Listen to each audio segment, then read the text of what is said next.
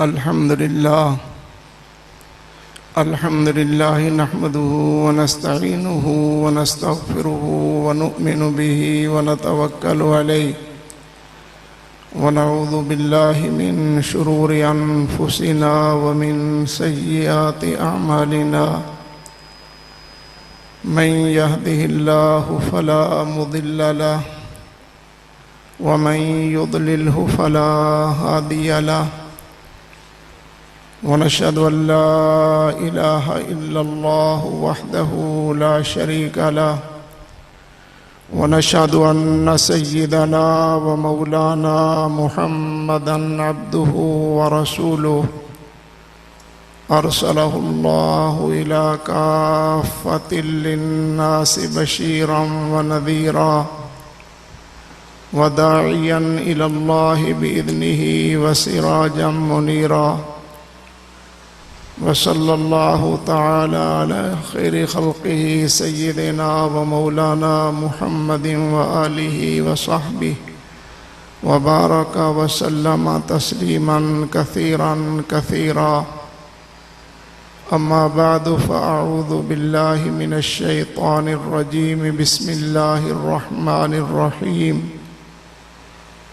ولا تقولوا لمن يقتل في سبيل الله أموات بل أحياء ولكن لا تشعرون وقال النبي صلى الله عليه وسلم من تشبه بقوم فهو منه أو كما قال سيدنا رسول الله صلى الله عليه وسلم صدق الله مولانا العظيم وبلغنا رسوله النبي الأمين الكريم ونحن على ذلك لمن الشاهدين والشاكرين والحمد لله رب العالمين يا رب صل وسلم دائما أبدا على حبيبك خير الخلق كلهم هو الحبيب الذي ترجى شفاعته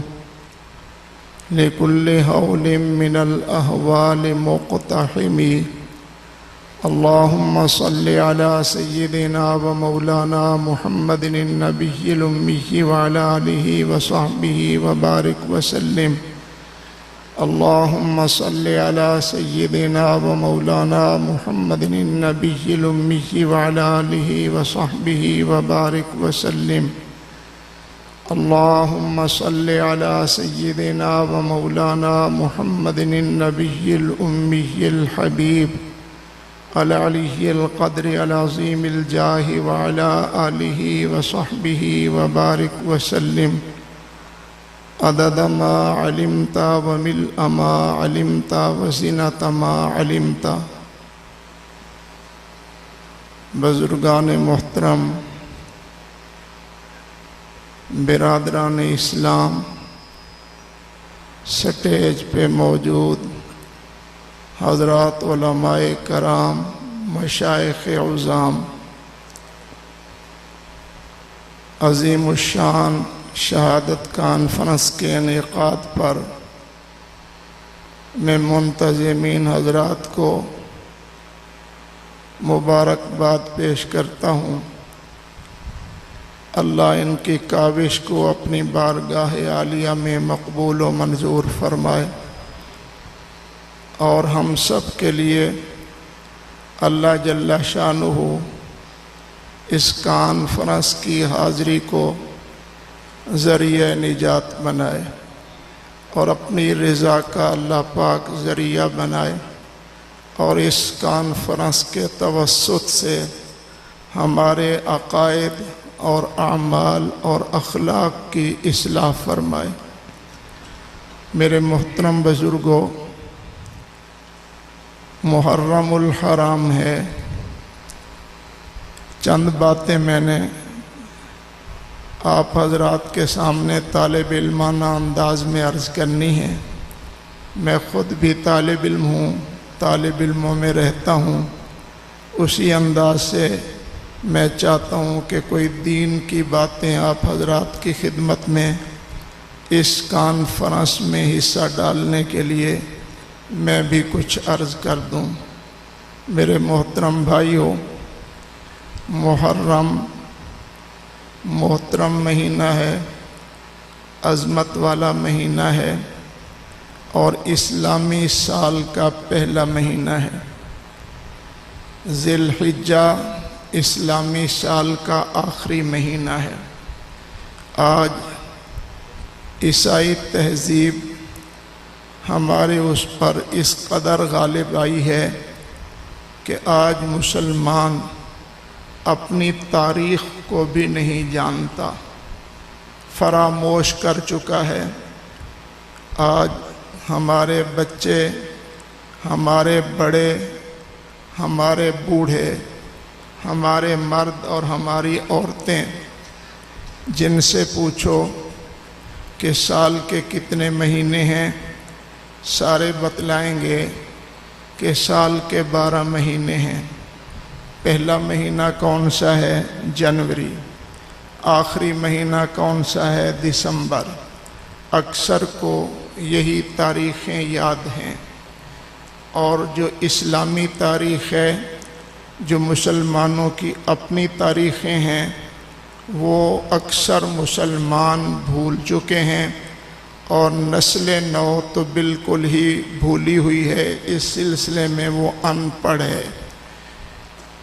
کوئی یہ بات بتلا سکتا ہے کہ اسلامی سال کا پہلا مہینہ محرم ہے اور آخری مہینہ ذی الحج ہے، اور اسلامی اعتبار سے ان کی تعداد گن کر کے بتانا کہ محرم کے بعد سفر ہے، سفر کے بعد ربیع الاول ہے، ربیع الاول کے بعد ربیع الثانی ہے، جمادی الاولیٰ، جمادی الاخری، رجب، شعبان، رمضان، شوال، ذی القعدہ، ذی الحج، محرم۔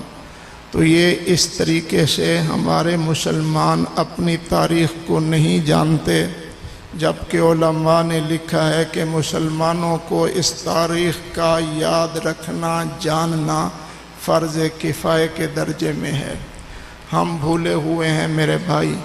ہماری جو اپنی تاریخ ہے، یہ تاریخ یہ ہے، یہی وجہ ہے بھولنے کی کہ محرم آتا ہے، ایک خاص طبقہ تو محرم کا جس انداز میں استقبال کرتا ہے، الامان والحفیظ، فرشتے بھی اس پر لعنت کرتے ہیں، اللہ کی بھی لعنت ہے، اور ساری مخلوق لعنت کرتی ہے کہ جس مہینے کو پیغمبر نے محترم کہا ہے، عظمت والا کہا ہے، مبارک کہا ہے، احترام والا کہا ہے، اس کا احترام اس انداز سے کیا جا رہا ہے کہ ہر کام شریعت کے خلاف کیا جا رہا ہے۔ نہ صرف یہ کہ ہر کام شریعت کے خلاف ہو رہا ہے، بلکہ اس کو عبادت سمجھ کر کے کیا جا رہا ہے۔ خلاف شریعت کو شریعت سمجھ کر کے، خلاف دین کو دین سمجھ کر کے، خلاف دین کو دین سمجھ کے کرنا، یہ انتہائی اللہ تعالیٰ کے نزدیک بری بات ہے، بری چیز ہے، بہت بڑا گناہ ہے۔ اور آپ سمجھتے ہیں، آپ جانتے ہیں کہ جو کچھ محرم الحرام میں کیا جاتا ہے اور ابتدائی دنوں میں کیا جاتا ہے اور 10 تاریخ تک مسلسل مختلف جگہوں پہ کیا جاتا ہے، آپ صرف یہی بات ذہن میں بٹھائیے کہ اس کا دین سے کوئی تعلق نہیں۔ اگر آپ نے یہ بات سمجھ لی اور اپنی اولاد کو بھی سمجھا دی، اپنے گھروں کو بھی سمجھا دیا، اپنے دوستوں کو بھی یہ بات سمجھا دی، تو میں سمجھتا ہوں کہ اس کانفرنس کا مقصد آپ نے سمجھ لیا ہے کہ ہم نے غیر دین کو دین نہیں بنانا۔ جو لوگ غیر دین کو دین بناتے ہیں، ان کی تائید نہیں کرنی، ان کی حوصلہ افزائی نہیں کرنی، ان کے کاموں میں شرکت نہیں کرنی، ان کو دین کے معاملے میں نرمی اور لچک نہیں دکھانی۔ اگر ہم اس پر عمل پیرا ہوئے تو انشاءاللہ ثم انشاءاللہ ان بزرگوں کی کاوش کارآمد ثابت ہوگی۔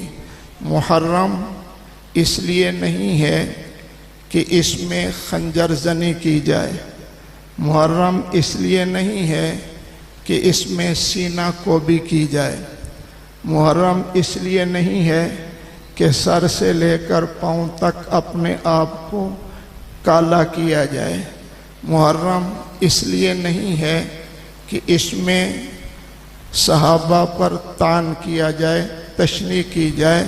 یہ تو مقدس مہینہ ہے، برکتوں والا مہینہ ہے، رحمت والا مہینہ ہے۔ یہ میں نہیں کہہ رہا، یہ قرآن کہتا ہے۔ ان عدت الشہور عند اللہ 12 شہرا فی کتاب اللہ یوم خلق السماوات والارض منها 4 حرم۔ ان میں 12 مہینوں میں 4 مہینے احترام والے ہیں۔ ان کا احترام تو کافر بھی کرتے تھے۔ ہم کس دور میں پیدا ہو گئے کہ آج ان کا احترام مسلمان سے نہیں ہو رہا جن کا احترام کافر کیا کرتے تھے۔ میرے محترم بھائیوں، یہ تاریخ ایک بہت بڑے واقعے کی طرف اشارہ کرتی ہے۔ یہ سقم سمجھو اور یہ ہماری کمزوری سمجھو کہ آج ہمیں انگریزی مہینے تو یاد ہیں لیکن ہمیں اپنے مہینے یاد نہیں ہیں۔ یہ ہماری کمزوری ہے۔ اس کمزوری کو ہر کوئی دور کرنا چاہے تو دور کر سکتا ہے، اور صرف اس لیے دور کرے کہ یہ اسلامی غیرت کا تقاضا ہے، دینی غیرت کا تقاضا ہے کہ مجھے اپنی تاریخ معلوم نہ ہو اور دوسرے کی پرائی تاریخ ہمیں معلوم ہو۔ اس لیے ایک بات تو یہ قابل غور ہے۔ اور پھر ہماری تاریخ محرم سے شروع ہوتی ہے، تو محرم ہمیں گویا جب بھی آتا ہے تو یہ ہمیں 2 چیزوں کا سبق دے کے جاتا ہے۔ ایک تو یہ سبق ہوتا ہے کہ محرم ہی میں ہجرت ہوئی ہے، محرم ہی میں جہاد کی اجازت مسلمانوں کو ملی ہے۔ جہاد اور ہجرت یہ دونوں چیزیں اسلام کی سربلندی کے لیے ہیں، اسلام کی نشو و نما کے لیے ہیں، اسلام کی اشاعت کے لیے ہیں۔ تو گویا محرم جس وقت آتا ہے ہمیں یہ پتہ چل جاتا ہے، یہی تاریخ تھی، یہی مہینہ تھا کہ جس مہینے میں آقا نامدار حضرت محمد الرسول اللہ صلی اللہ علیہ وسلم نے ہجرت فرمائی ہے، صحابہ نے ہجرت کی ہے۔ جب ہجرت کر کے مدینہ پہنچ گئے ہیں، پہلے ہاتھ بندھے ہوئے تھے، کافروں سے پٹائی ہوتی تھی، لیکن وہاں جا کر کے جہاد کی اجازت ہوئی، کافروں سے جہاد کرنے کی اجازت باقاعدہ ملی ہے۔ تو یہ تاریخ جس وقت آتی ہے تو ہماری تاریخ ہجری کہلاتی ہے۔ ہجری کا مطلب بھی یہی ہے کہ ہجرت کیے ہوئے اتنا عرصہ ہو گیا ہے، اب 1444 سال گزر گئے، 45واں سال چل رہا ہے، شروع ہو رہا ہے کہ حضور علیہ السلام نے، صحابہ کرام نے اشاعت دین کے لیے، تقویت دین کے لیے، حفاظت دین کے لیے تن من دھن قربان کیا تھا، وطن چھوڑا تھا، عزیز و اقارب چھوڑے تھے، بعضوں نے اپنی اولاد اور اپنے گھر والوں کو چھوڑا تھا، چلتے کاروبار چھوڑے تھے۔ کس لیے چھوڑے تھے؟ اس لیے چھوڑے تھے سب کچھ قربان کیا جا سکتا ہے لیکن نبی کا دین قربان نہیں کیا جا سکتا۔ ہم نبی کا دین اپنے ہاتھوں سے قربان کر رہے ہیں، ایک ایک سنت کو، ایک ایک حکم کو پایمال کر رہے ہیں۔ صحابہ نے ہر قربانی دے کر کے دین کو نہ صرف بچایا ہے بلکہ دین کی اشاعت کی ہے، اور ہم مسلمان کہلا کر کے اپنے گرد و نواح کے ماحول سے متاثر ہو کر کے ہم دین کو چھوڑ دیتے ہیں، سنت کو چھوڑ دیتے ہیں، شریعت کو چھوڑ دیتے ہیں، حکم رب کو چھوڑ دیتے ہیں، طریقہ محمدی کو چھوڑ دیتے ہیں۔ ہمارے دلوں میں کوئی ذرہ برابر اس بارے میں احساس تک پیدا نہیں ہوتا کہ صحابہ کرام جن کے ہم نام لیوا ہیں، فخر سے نام لیتے ہیں، بجا فخر ہے ان پر، ان کے نام لینے پر اللہ کی رحمتوں کا نزول ہوتا ہے، اللہ خوش ہوتے ہیں۔ جن کا ہم نام لیتے ہیں میرے دوستو، اور انہی کے نام پہ ہم روٹیاں کھاتے ہیں، انہی کے نام پہ ہمیں عزت ملی ہوئی ہے، جن کے نام پہ روٹی کھا رہے ہیں، جن کے نام پہ ہمیں عزت ملی ہوئی ہے، ان کے کارنامے تو دیکھو۔ انہوں نے تو دین کی ایک ایک بات کے لیے اپنے تن من دھن کے قربان کرنے کی بازی لگائی ہے، اور آپ اور میں اس کو بے دریغ اور بغیر کسی احساس کے اس کو مٹاتے چلے جا رہے ہیں۔ قیامت والے دن میرے دوستو اگر ہم سے اس کا سوال ہوا تو ہم اس کا کیا جواب دے سکتے ہیں؟ اس لیے یہ ہماری تاریخ ہے، اس تاریخ کو پیش نظر رکھنا ہماری ذمہ داری ہے کہ یہ تاریخ حضور علیہ السلام کی ہجرت کو یاد دلاتی ہے، صحابہ کرام رضوان اللہ تعالی علیہم اجمعین کی ہجرت کو یاد دلاتی ہے۔ محرم کی فضیلت میں سرور دو عالم صلی اللہ علیہ وسلم نے دو باتیں ارشاد فرمائی ہیں۔ ایک بات تو آپ نے یہ ارشاد فرمائی کہ محرم کا روزہ یعنی 10ویں محرم کا روزہ، اور اس کے ساتھ ساتھ نامی یا 11ویں کا روزہ، یہ روزہ جو 10ویں محرم کا ہے، آقا نامدار حضرت محمد الرسول اللہ صلی اللہ علیہ وسلم نے فرمایا کہ مجھے اللہ سے امید ہے 1 سال کے گناہوں کا یہ روزہ کفارہ ہوتا ہے۔ یہ اتنی بڑی بات ہے کہ ایک روزہ 1 مہینے 1 سال کے گناہوں کا کفارہ۔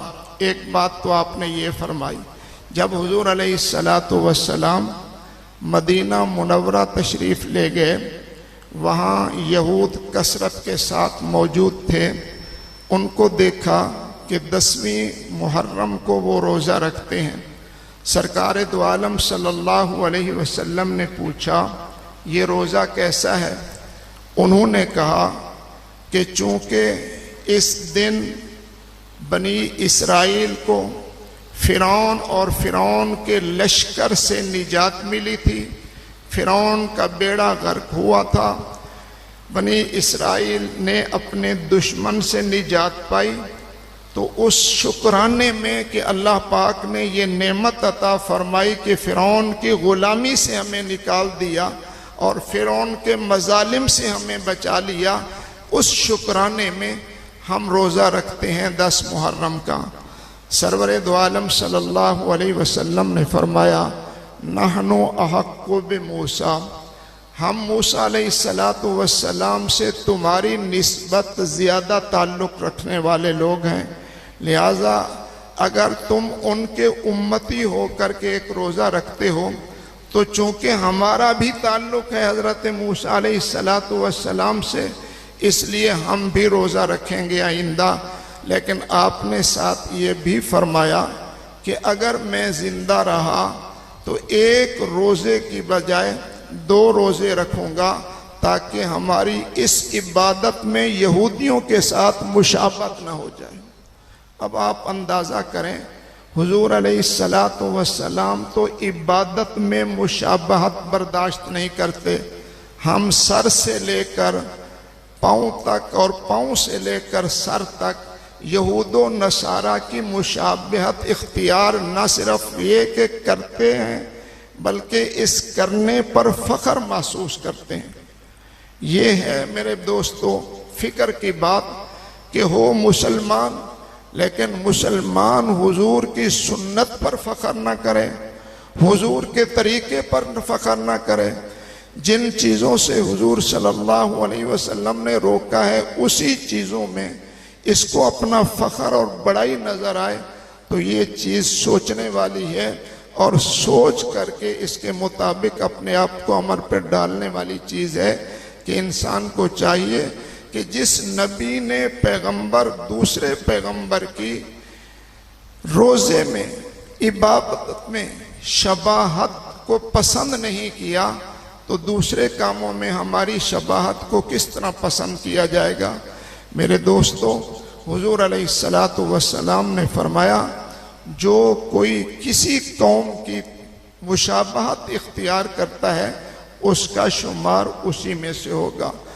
آپ اگر مشابہت اختیار کرنا چاہتے ہیں تو آپ نبیوں کی اختیار کریں، آپ صدیقین کی مشابہت اختیار کریں، صالحین کی مشابہت اختیار کریں، اولیاء اللہ کی مشابہت اختیار کریں، تاکہ جب ہمارا اس دنیا سے جانا ہو تو ہمارا شمار انہی لوگوں کے ساتھ ہو جن لوگوں کے ساتھ ہماری دنیا میں مشابہت رہی ہے اور جن لوگوں کے ساتھ دنیا میں ہمارا جھکاؤ تعلق محبت رہی ہے۔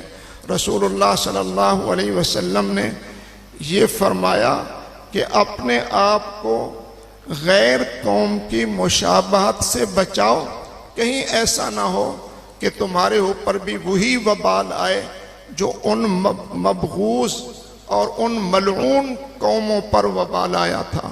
آپ کو معلوم ہے رسول اللہ صلی اللہ علیہ وسلم جس وقت ایک سفر پہ تھے اور راستے میں وہ مقامات آئے جہاں قوموں کو تباہی کا سامنا کرنا پڑا تو رسول اللہ صلی اللہ علیہ وسلم اپنی چادر اپنے سر پہ ڈال کے فوراً وہاں سے گزر گئے کہ یہ جگہ وہ ہے کہ جس جگہ عذاب الہی آیا تھا، تو عذاب الہی کی جگہ سے حضور علیہ السلام نے اپنے آپ کو اس طرح سے گزارا، اور آج ہمارا انحطاط یہاں تک آ چکا ہے میرے دوستو کہ جہاں زلزلے آتے ہیں، جہاں تباہیاں سیلاب سے ہوتی ہیں یا کسی اور آفت ارضی اور سماوی سے تباہی ہوتی ہے، ہم ان کو اپنی سیرگاہ بنا لیتے ہیں، سیرگاہ کے طور پر وہاں جاتے ہیں۔ عبرت کس چیز سے حاصل کریں گے؟ آج ہم قبرستان سے بھی عبرت حاصل نہیں کرتے۔ جنازے ہوتے ہیں، اہم جنازے ہوتے ہیں، جوان میتیں ہوتی ہیں، عین جنازوں کے موقع پر ہماری دنیا داری کی گفتگو ختم نہیں ہوتی، عین تدفین کے موقع پر ہماری دنیا داری کی گفتگو ختم نہیں ہوتی۔ یہ وہ مواقع ہوتے ہیں کہ انسان ایسے مواقعوں سے اپنی آخرت کو یاد کر کے آخرت بنانے کی فکر کرتا ہے۔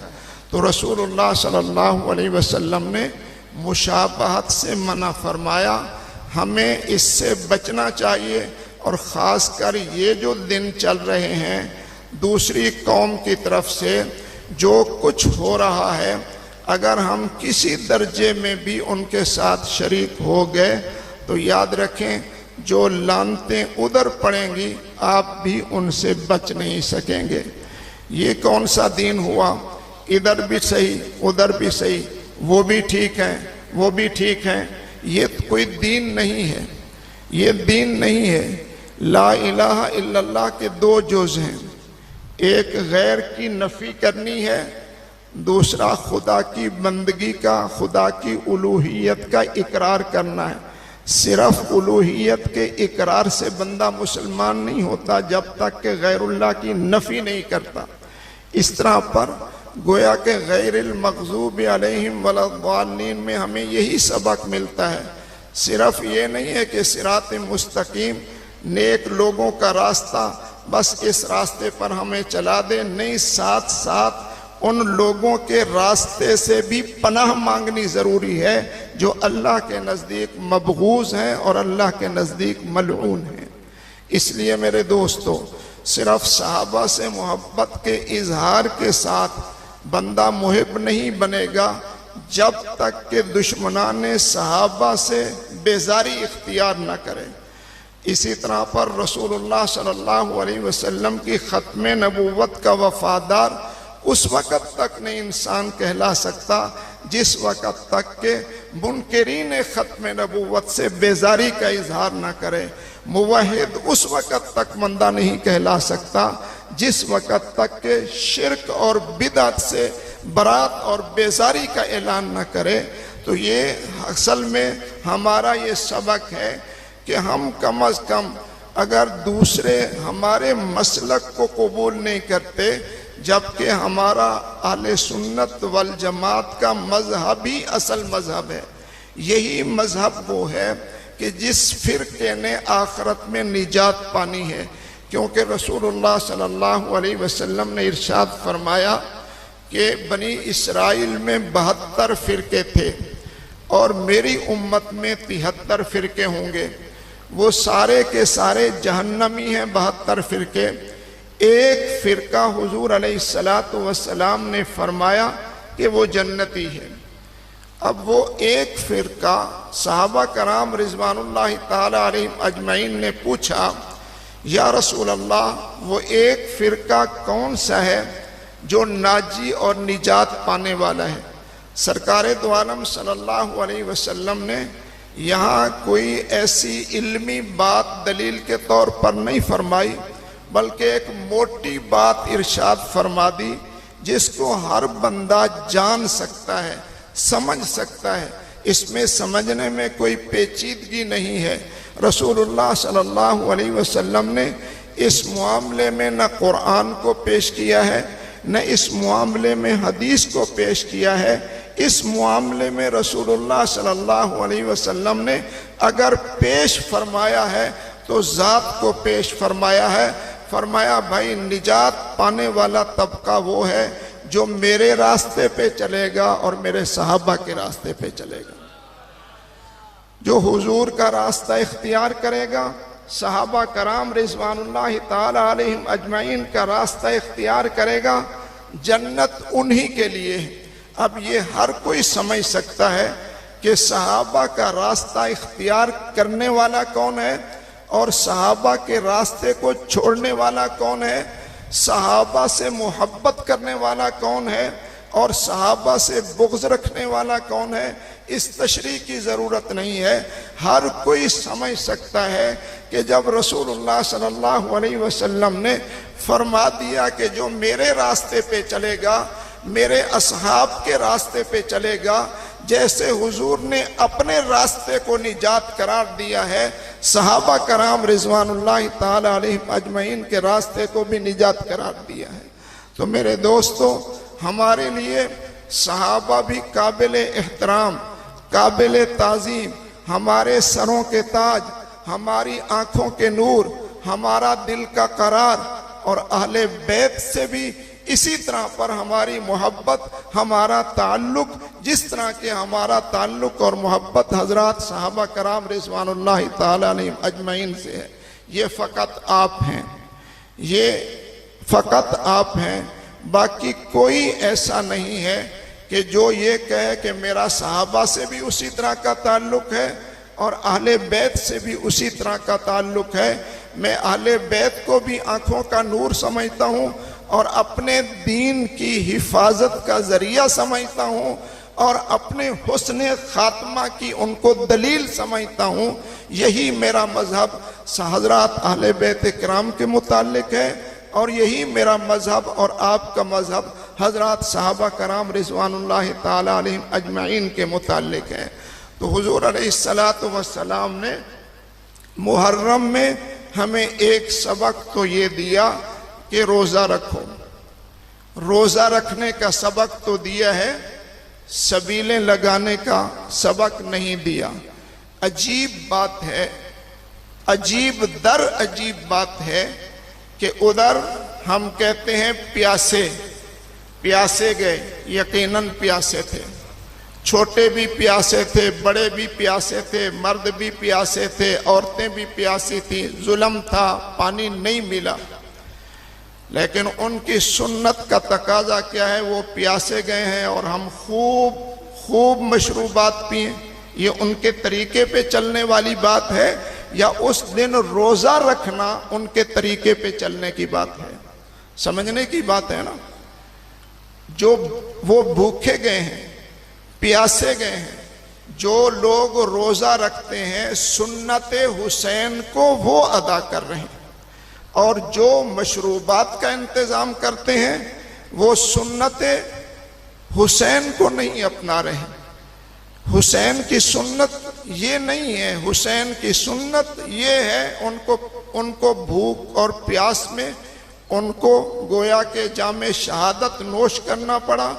ہم ان کے حبدار ہیں، ہم ان کے محب ہیں، اگر انہوں نے نہیں کھایا ہم بھی ان کی محبت میں اور اللہ کی رضا کے لیے اور ان کے ساتھ مشابہت اختیار کرنے کے لیے اگر روزہ رکھیں گے تو نبی بھی راضی ہو جائے گا، اللہ بھی راضی ہو جائے گا، اور حضرت حسین رضی اللہ تعالی عنہ کی سیرت پر بھی عمل ہو جائے گا۔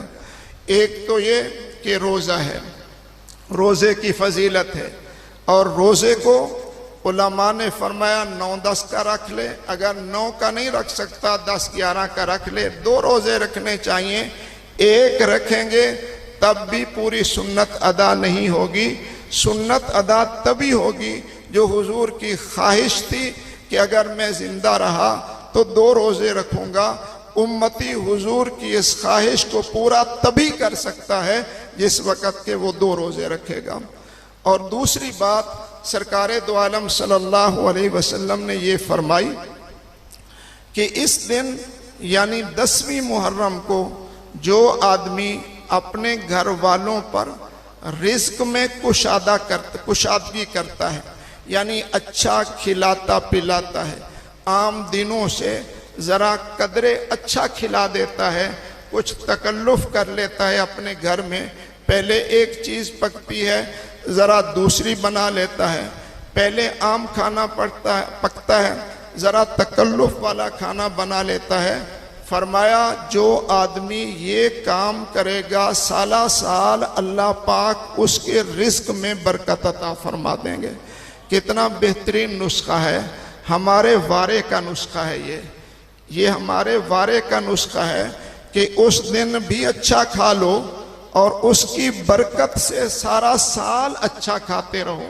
حضرت حسن بصری رحمہ اللہ اس روایت کے ذیل میں ارشاد فرماتے ہیں جرب تو مرارا، میں نے کئی مرتبہ اس کا تجربہ کیا ہے، واقعی ایسا پایا ہے جیسا کہ رسول اللہ صلی اللہ علیہ وسلم نے فرمایا ہے۔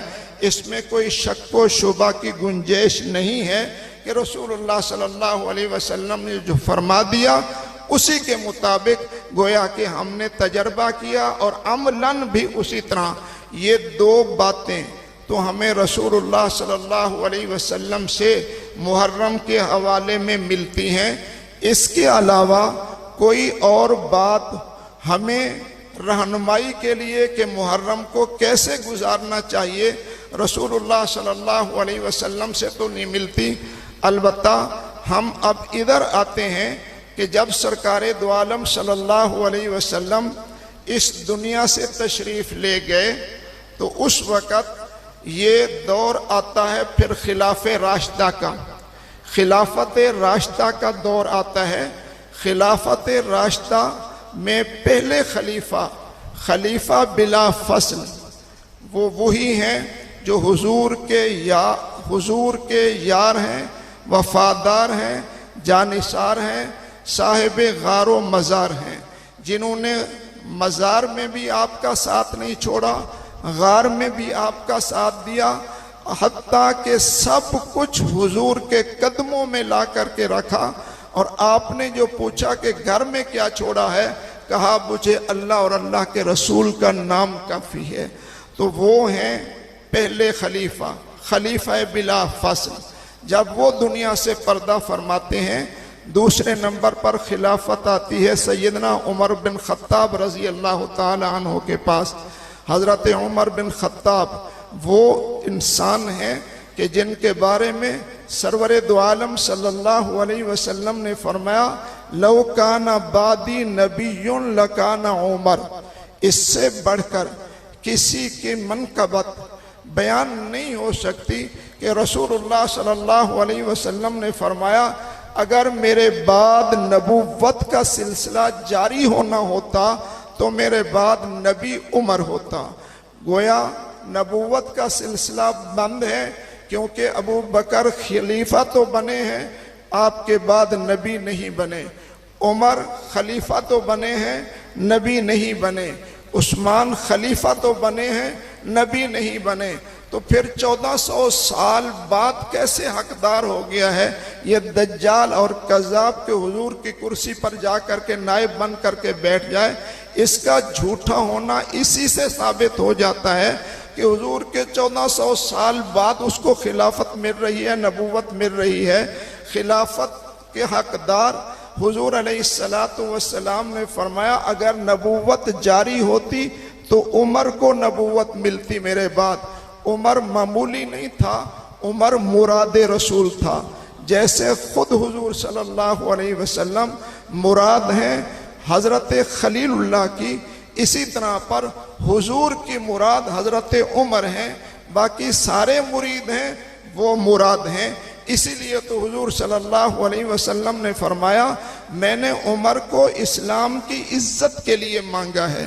اور واقعتاً جس وقت عمر تھے ببانگ دہل کہتے تھے اب اسلام خلوت سے جلوت میں آئے گا، کیونکہ عمر جلوت سے خلوت میں آ چکا ہے۔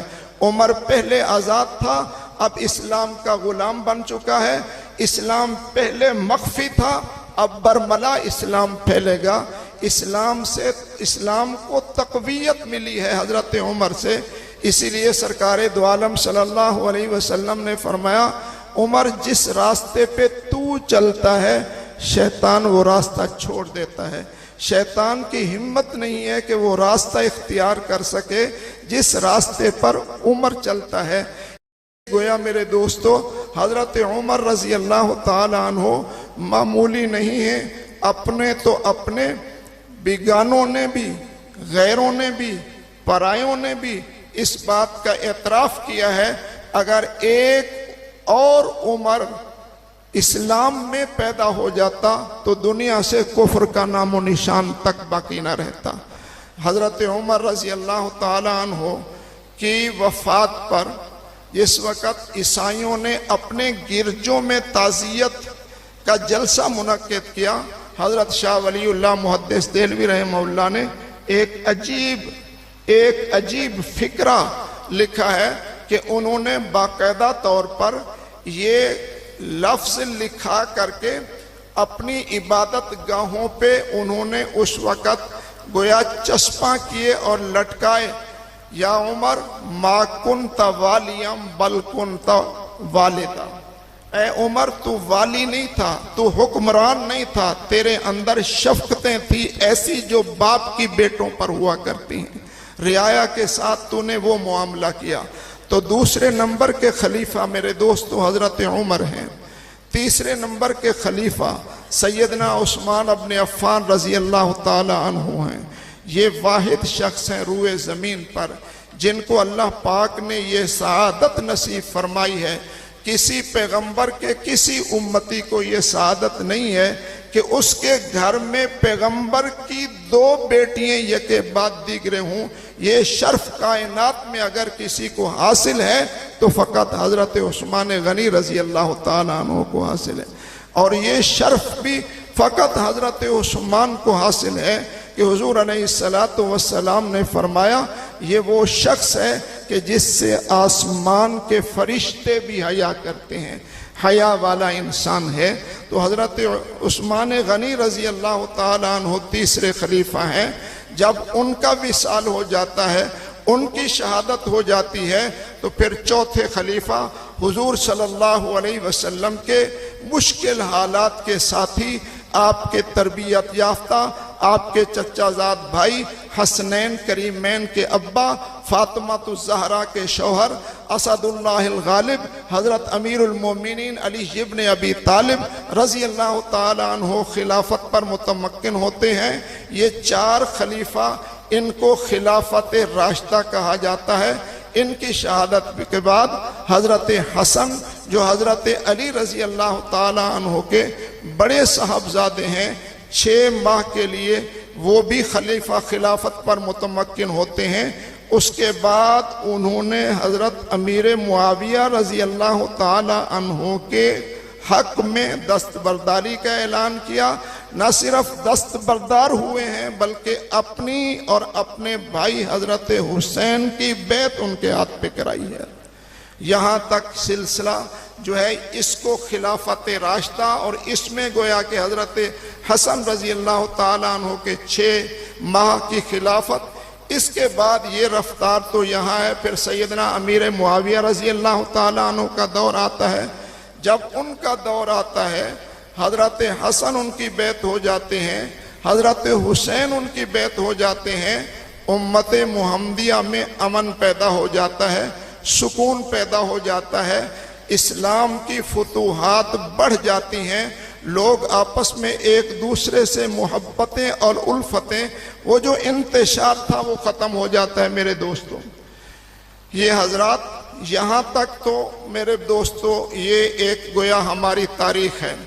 حضرت حسین رضی اللہ تعالیٰ عنہ اور حضرت حسن رضی اللہ تعالیٰ عنہ، وہ جو کربلا کا واقعہ آیا ہے، وہ تو حضور علیہ السلام کے اس دنیا سے وصال پانے کے 50 سال بعد رونما ہوا ہے۔ نہ اس میں حضرت صدیق اکبر موجود تھے، نہ اس میں سیدنا عمر بن خطاب موجود تھے، نہ اس میں سیدنا عثمان موجود تھے، نہ اس میں سیدنا علی موجود تھے، نہ اس میں سیدنا معاویہ موجود تھے۔ میرے دوستو، اب حضرت حسین رضی اللہ تعالیٰ عنہ کی محبت کا عنوان قائم کر کے ان کو گالی گلوچ بکنا، ان پر طعن و تشنیع کرنا، ان کو سب و شتم کرنا، یہ کس نقطۂ نظر سے ہے؟ یہ کس دلیل سے ہے؟ ان کا کیا قصور ہے اس میں؟ ان میں سے کسی کا کوئی قصور نہیں ہے، لیکن حقیقت یہ ہے میرے دوستو، یہ سب کچھ بناوٹی ہے۔ اس کا کسی صحیح دلیل کے ساتھ کوئی تعلق نہیں جو یاروں کے پاس ہے۔ وہ من چاہی زندگی ہے، خواہشات ہیں، اپنی خواہشات کی تکمیل مقدس ناموں کے آڑ میں کیا کرتے ہیں وہ۔ میرے دوستو، میرے بھائیوں، حضرت ابوبکر صدیق کا دور، اس وقت بھی حضرت عمر فاروق رضی اللہ تعالیٰ عنہ کا دور، اس وقت بھی حضرت عثمان غنی رضی اللہ تعالیٰ عنہ کا دور، اس وقت بھی، کیونکہ حضرت صلی اللہ علیہ وسلم جس وقت اس دنیا سے پردہ فرمایا ہے، اس وقت حضرت حسن اور حسین 7-8 سال کی عمر کے تھے۔ اس وقت یہ 7-8 سال کی عمر کے تھے، اور ان کی زیادہ مشابہت سرکار دو عالم صلی اللہ علیہ وسلم سے تھی۔ حضور سے انہوں نے کیا پیار لیا؟ اتنا پیار لیا، اتنا پیار لیا کہ کسی اور نے اتنا پیار نہیں لیا۔ مختصر کروں میں، جتنا حضور علیہ السلام سے آپ کی گود میں کھیلے ہیں، آپ کے کندھوں پہ جھولے ہیں، کسی صحابی نے ان کو کندھوں پہ جھولتا ہوا، رسول کے کندھوں پہ جھولتا ہوا دیکھا تو کہہ اٹھا، نعم المرکب یا غلام، کیا ہی خوب سواری تجھے ملی ہوئی ہے، نبوت کے کندھوں پہ تو بیٹھا ہوا ہے۔ حضور صلی اللہ علیہ وسلم نے فرمایا، نعم الراکب ہوا، آپ کیا جانتے ہو جو اس پہ سوار ہے یہ کوئی معمولی شان کا مالک ہے۔ تو یہ حضرت حسن اور حسین ہیں کہ حضور علیہ السلام ان کے لبوں کو چوس رہے ہیں، لبوں پہ بوسے دے رہے ہیں، زبان کو چوس رہے ہیں، ان کے لیے سجدے لمبے کر دیتے ہیں، ان کے لیے منبر سے اٹھ کر کے ان کو لے جا کر کے اپنے ساتھ منبر پہ بٹھاتے ہیں۔ اگر حسین اور حسن کی بات کرنی ہے، خدا کی قسم ایک ایک سنی حضرت سیدنا حسین کی سیرت کو اپنائے ہوئے ہے، ان میں یہ چیز موجود نہیں ہے، کیونکہ حضرت حسین آپ کو معلوم ہے انتہائی عبادت گزار تھے، اور ان گھروں میں عبادت کا نام کوئی نہیں۔ حضرت حسین انتہائی قاری قرآن تھے، اور انہوں نے قرآن کی تلاوت نیزوں کے نیچے بھی نہیں چھوڑی۔ یہ قرآن الحمدللہ اہل سنت والجماعت کے پاس ہے۔ ادھر حفظ قرآن نہیں ہے، کوئی الا ماشاء اللہ ہوگا تو وہ اس کلیے میں نہیں آتا۔ حفظ قرآن ادھر لاکھوں کی تعداد میں ہے، اور الحمدللہ ہر گھر میں حافظ موجود ہے، ہر گھر میں قرآن خوان موجود ہے۔ تو یہ سیرت حضرت حسین کی ہے جو آپ اور آپ کے بچے اپناتے ہیں الحمدللہ۔ حضرت حسین نے زواری نہیں کی، انہوں نے حج کیے ہیں پیدل 20۔ الحمدللہ کئی ایک سنی مسلمان ایسے ہیں جن کے دلوں میں یہ خواہش ہے کہ میں پیدل حج کروں، کرتے بھی ہیں، چل بھی پڑتے ہیں، پہنچ بھی جاتے ہیں۔ آج کل میڈیا کا زمانہ ہے، ان کی تصویریں بھی آ جاتی ہیں کہ فلاں جگہ سے چلے فلاں جگہ پر پہنچ گئے تھے۔ حج کیا انہوں نے 20 حج کیے ہیں، ان کے بڑے بھائی نے 25 حج کیے ہیں پیدل۔ اور حضرت حسن چونکہ حضور سے مشابہت رکھتے تھے، پہلے بیٹے تھے فاطمہ کے، پہلے پیدا ہوئے تھے، حضور کا اپنا بیٹا نہیں تھا، فوت ہو چکے تھے، اس لیے یہی لاڈلے تھے حضور صلی اللہ علیہ وسلم کے۔ تو وہ عادات انہوں نے خوب اخذ کی تھی رسول اللہ صلی اللہ علیہ وسلم سے۔ چنانچہ لکھا ہے حضرت حسن نے اپنے مال کو 3 مرتبہ خدا کی راہ میں پورا صرف کیا، پورے کا پورا 3 مرتبہ، جتنا ہوتا تھا لٹوا دیتے تھے۔ ایک مرتبہ تو اتنا لٹوایا کہ پاس کچھ بھی نہ بچا۔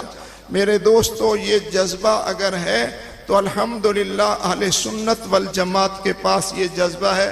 حج کرنے کا جذبہ، قرآن پڑھنے کا جذبہ، صبر کرنے کا جذبہ، استقامت کی بات، تواضع کی بات، جود و سخا کی بات، یہ باتیں آپ کو ملیں گی تو اہل سنت والجماعت کے گھروں سے ملیں گی، ان کے افراد سے ملیں گی، ان کے بڑوں اور چھوٹوں سے ملیں گی۔ آخری بات کر کے میں آپ کی خدمت میں اجازت چاہوں گا کہ دیکھیے رسول اللہ صلی اللہ علیہ وسلم کے بعد دور خلافت راشدہ کا گزرا ہے، اور حضرت حسن حسین اس وقت بڑے تھے، حضرت سیدنا صدیق اکبر کے دور میں بھی موجود تھے، حضرت عمر فاروق رضی اللہ تعالیٰ عنہ کے دور میں بھی موجود تھے، حضرت عثمان غنی رضی اللہ تعالیٰ عنہ کے دور میں بھی موجود تھے، حضرت علی المرتضیٰ کے دور میں بھی موجود تھے، حضرت معاویہ رضی اللہ تعالیٰ عنہ کے دور میں بھی موجود تھے۔ کسی کتاب سے، چاہے وہ سنیوں کی ہو چاہے وہ دوسرے مسلک کی ہو، کسی کتاب میں یہ بات ثابت نہیں ہے کہ کبھی بھی ان صاحبزادوں کی ان میں سے کسی سے کوئی انبن ہوئی ہو، کوئی جھگڑا ہوا ہو، کوئی کسی قسم کی انبن، کوئی اختلاف، کوئی جھگڑا کسی سے ہوا ہو۔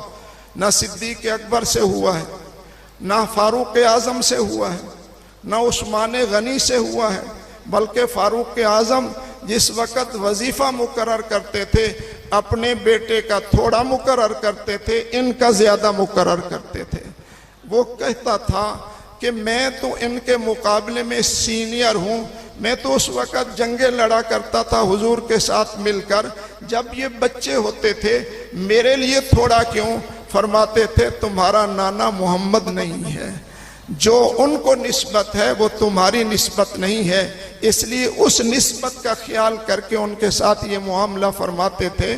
میرے دوستو، جس حسین نے خلفائے راشدین سے کبھی کوئی معاملہ اختلاف کا نہیں کیا اور حضرت معاویہ سے نہیں کیا، معلوم ہوتا ہے حسینی سنت صدیق کی تابعداری کرنا ہے، فاروق کی تابعداری کرنا ہے، عثمان غنی کی تابعداری کرنا ہے، علی المرتضیٰ اور معاویہ کی تابعداری کرنا ہے۔ جن کے گھروں میں حسین کی تابعداری ہے وہ ان کا احترام کرتے ہیں، اور جو ان کا احترام نہیں کرتے وہ سمجھ لیں کہ ان کے پاس حضرت حسین رضی اللہ تعالیٰ عنہ کی سیرت اور ان کا طریقہ نہیں ہے، کبھی بھی نہیں ہے۔ کیسے ہو سکتا ہے؟ حضرت علی رضی اللہ تعالیٰ عنہ کو شیر خدا کہتے ہیں، شیر خدا، اسد اللہ الغالب، اپنے دشمن پر غالب آنے والی شخصیت. اگر حضرت علی رضی اللہ تعالی عنہ کے سامنے ان کی خلافت ناجائز ہوتی تو آپ کا کیا خیال ہے کہ ان کے بیٹے نے صرف ایک مسئلے کی وجہ سے 72 تن قربان کر دیے تھے لیکن اپنا سر کسی کے سامنے نہیں جھکایا تھا، تو اتنا بڑا مسئلہ کیسے یہ برداشت کر سکتے تھے کہ وہ ہوں بھی ناجائز اور حضرت علی پیچھے نمازیں بھی پڑھ رہے ہوں بھی وہ شیر. تو اسی لیے ہم کہتے ہیں بھئی ہمارا علی تو شیر خدا ہے، ہمارا علی وہ نہیں ہے جو تقیہ باز ہو. تقیہ باز علی تمہارا ہے. حضرت علی کا تقیہ سے کوئی ذرا میل نہیں ہے کہ وہ جناب والا نمازیں بھی پڑھتے رہے اور اندر میں بغض بھی ہو. یہ منافقت بہت بعد میں آئی ہے اور یہ تمہارے گھر میں ہے. وہ اخلاص کے پیکر تھے، انہوں نے نبی سے اخلاص سیکھا تھا. وہ جانتے تھے کہ جب تک کسی عبادت میں اخلاص نہیں ہے اللہ کے ہاں وہ قبول نہیں ہے. تو میرے دوستو، اگر انہوں نے کوئی اختلاف نہیں کیا، پھر شیر ہیں، شیر کے بیٹے بھی شیر ہی ہوا کرتے ہیں.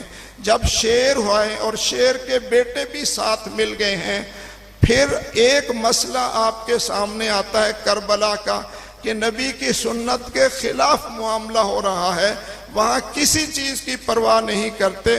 تو حسین کا میدان کربلا میں اپنے 72 تنوں سمیت جام شہادت نوش کرنا، یہ اس بات کو ثابت کرتا ہے کہ خلافت راشدہ برحق ہے.